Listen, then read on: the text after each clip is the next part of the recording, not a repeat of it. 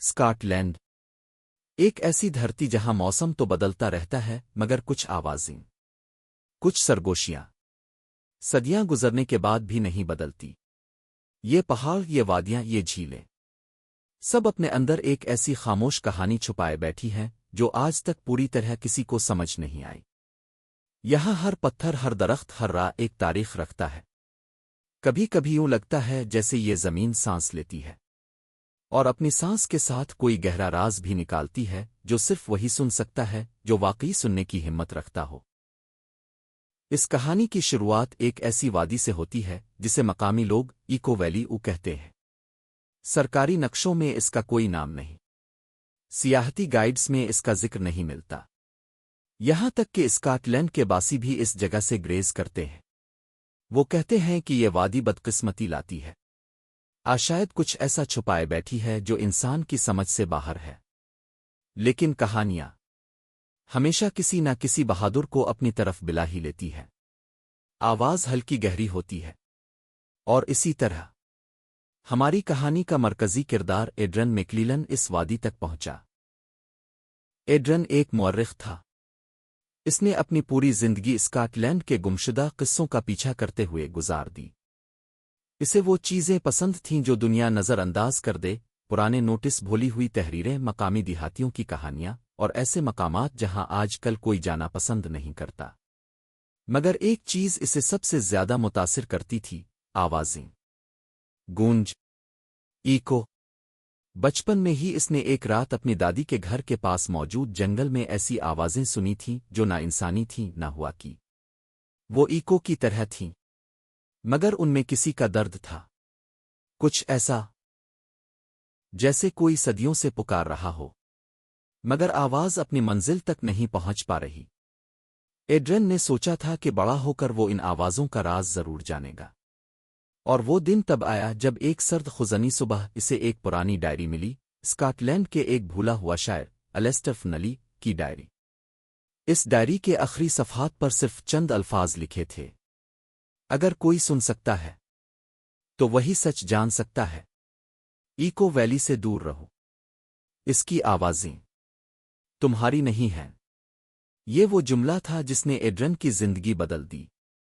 اس نے اپنا سامان باندھا، کیمرے، آڈیو ریکارڈر، چند کتابیں، اور نکل پڑا اس جگہ کی طرف جہاں سے صدیاں پہلے بھی آوازیں آتی تھیں، اور شاید آج بھی آ رہی تھیں۔ نریٹر: آہستہ رفتار۔ ایکو ویلی تک پہنچنے کا سفر آسان نہیں تھا، لمبے پتھریلے راستے، گھنی دھند، اور وہ خاموشی جو انسان کو اندر تک خالی کر دیتی ہے۔ ایڈرن نے کئی کلومیٹر کا سفر پیدل طے کیا، درختوں کے پتوں پر اس کے قطرے کانپ رہے تھے جیسے وہ خود بھی ڈرے ہوئے ہوں۔ کہیں دور پہاڑوں میں کوئی پرندہ چیخا، مگر اس کی آواز بھی گونج کر ختم نہ ہوئی، وہ بس رک گئی، جیسے اسے کوئی سن ہی نہیں پایا۔ یہ وہ لمحہ تھا جب ایڈرن نے پہلی بار محسوس کیا کہ اس جگہ میں کچھ عجیب ہے۔ یہاں ایکو، جو پہاڑوں کی پہچان ہوتی ہے، غائب تھی۔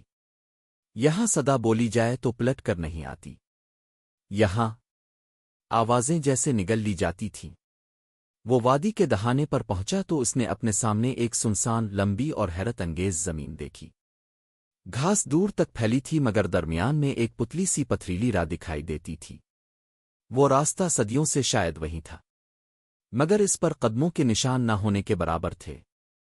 ایڈرن آگے بڑھا، وہ چلتا رہا، اور کچھ ہی دیر بعد اسے ایک عجیب چیز محسوس ہوئی، ہوا کی رفتار بدل گئی، جیسے کوئی سانس لے رہا ہو۔ ایک سرد جھونکا آیا، اور ساتھ ہی ایک آواز، ہلکی سی، جیسے کوئی فاصلوں سے اسے پکار رہا ہو۔ ایڈرن، وہ رک گیا، سینے میں ڈانسز بھر گئی۔ نام لینے والا کون ہو سکتا تھا؟ یہاں تو کوئی نہیں تھا، مگر ہوا خاموشی سے گزر گئی، اور اگلے لمحے کوئی آواز نہ تھی۔ ایڈرن نے خود کو سمجھایا کہ شاید یہ اس کے ذہن کا دھوکا ہے۔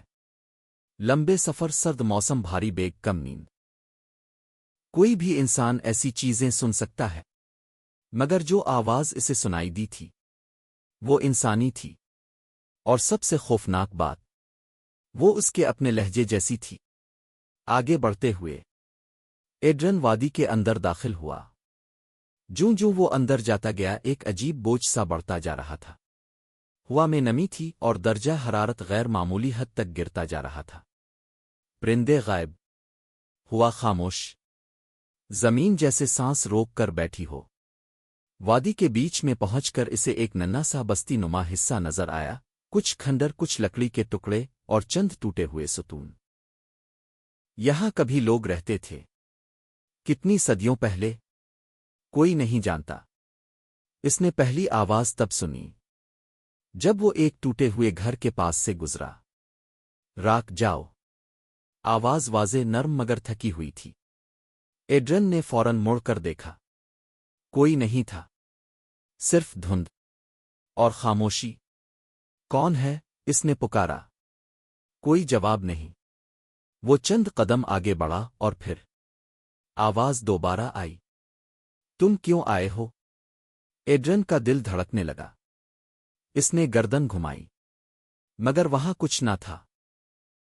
उन्हीं लम्हों में इसे खंडरात के बीच एक पुरानी लकड़ी की अलामत दिखाई दी, एक दायरा जिसके दरमियान 3 लकीरें थीं। ये कदीम स्काट कबाइल की निशानी थी।